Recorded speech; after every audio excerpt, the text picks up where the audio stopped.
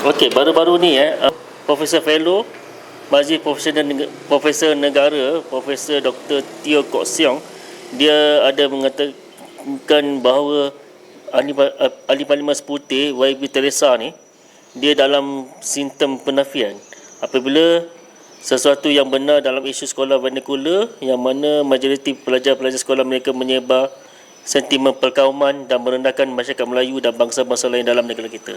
Boleh komen sikit? Pertama, isu ni sensitif. Kedua, saya tak naklah kena panggil lah, nak ambil statement lah, saksi lah, apa sebagainya. Tapi saya ingat, kalau kita lantik seorang tu sebagai bertaraf profesor negara, kita harus pisahkan di antara sentimen rasis dan juga kenyataan umum. Dan saya rasa apa yang beliau katakan tu adalah baik untuk negara Malaysia.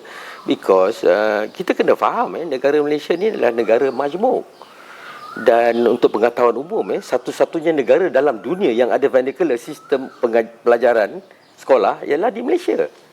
Even di Singapura tak ada, dekat Korea tak ada, dekat China tak ada, dekat Jepun tak ada, dekat, jangan cerita dekat Europe lah.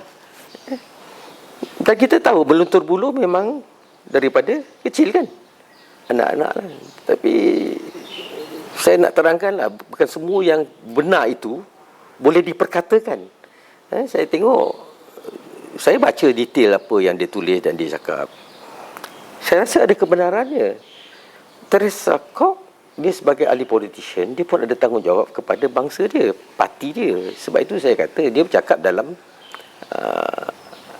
parlimen. Kalau saya dapat bercakap dalam parlimen tu, saya ingat lagi banyak saya nak cakap. Because bila dalam parlimen, you punya, apa kata orang tu, kekebalan. Dan saya dekat sini tak ada kekebalan. Besok pagi dapat WhatsApp, kena pergi pejabat. Tapi bagi saya macam inilah. Perkataan yang saya nak cakap pernah dikeluarkan oleh Duli Yang Amat Mulia Tengku Mahkota Johor, bahawa sistem vernacular ini sebenarnya tidak membawa kebaikan, banyak kebaikan. Tapi kita kena political will untuk mengubah. Kalau tidak secara mendadak, tapi cara perlahan. So saya nak tanya, siapa yang berani ubah? Kerajaan Madani? Melompat ahli-ahli parti DAP, melompat PKR nanti. UMNO sendiri pun tak buat. Tapi kita tak ada masalah, kita kawal dengan baik. Dulu kita ada kumpulan-kumpulan Gongzi, Zikong, Gongzai, saya pun sengaja tak nak sebut nama. Macam-macam dia sebut.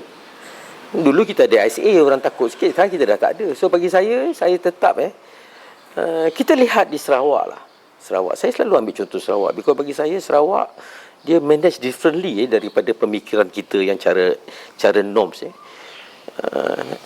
Dia English, dia ikut sistem yang sama, tapi English mereka jauh lebih baik, lebih budget, lebih maju daripada kita. Dan di Johor satu ketika dulu pun Duli Yang Amat Mulia pernah bercakap bahawa dia nak cuba terapkan sistem English sebagai satu bahasa pengantar. Saya tak halang pun. Bagi saya itu pemikiran kita. Kita kena mulakan sesuatu yang berlainan untuk kita memajukan rakyat kita, bangsa kita. So bagi saya nak mengambil pendekatan bahawa the ongoing process, dia kena ada satu asimilasi, satu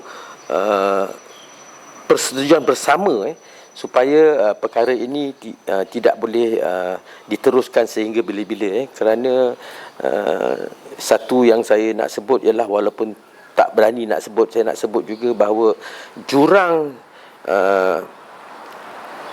perkauman itu memang ada bila kita ada sistem vernacular.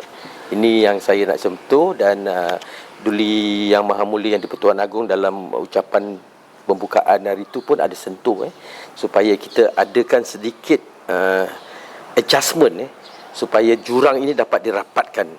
Dan ini harus kita gembling, dan ini adalah cabaran utama kerajaan Madani untuk menghadapi pilihan raya yang akan datang.